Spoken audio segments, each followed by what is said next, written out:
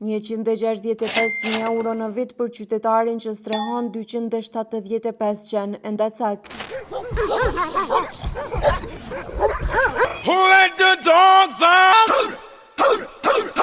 Për 275 qenë që a i ka adaptuar, për secilin nga 275 qenë që a i ka strehuar, Komuna e Prishtinës e paguan këtë qytetar me nga 50 euro dhe shifra totale që a i përfiton brenda një viti është 165.000 euro. Nga programi njëjti subvencionimit për strehimin e qenëve Ndacak, 1.000 euro në muaj e 10 mijëra në vit përfitojnë edhe të paktën 12 persona në kryeqytet. 78.000 euro në vit të shuma që përfiton qytetari së Pikrëm për 130 qenë që a i ka strehuar, kurse 47.000 euro në vit i përfiton dë Pikrë që ka strehuar 79 qenë.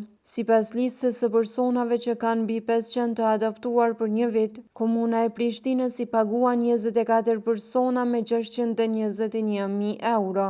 Për shpenzimin e këtyre mjetëve, Fondacioni për të drejtat e kafshëve ka ndezur alarmin për keqpërdorime. Në masën e subvencionimit nuk e kemi parë si ide të keqa, por kemi pasur dyshimet tona që edhe do të mund të keqpërdorohej prej njerëzve, që jo vetëm nuk i duan kafshët, por edhe nuk din të merren me to.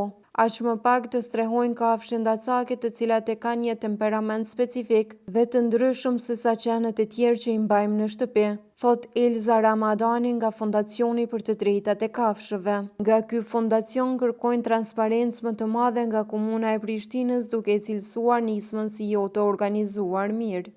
Nga komuna kanë theksuar se që nga fillimi i mandatit e kanë trajtuar me prioritet çështjen e qenëve Ndacak, ndërka që me 11 shtator të vitit të kaluar është hapur edhe strehimorja, qendra për trajtimin e qenëve Ndacak në kryeqytet.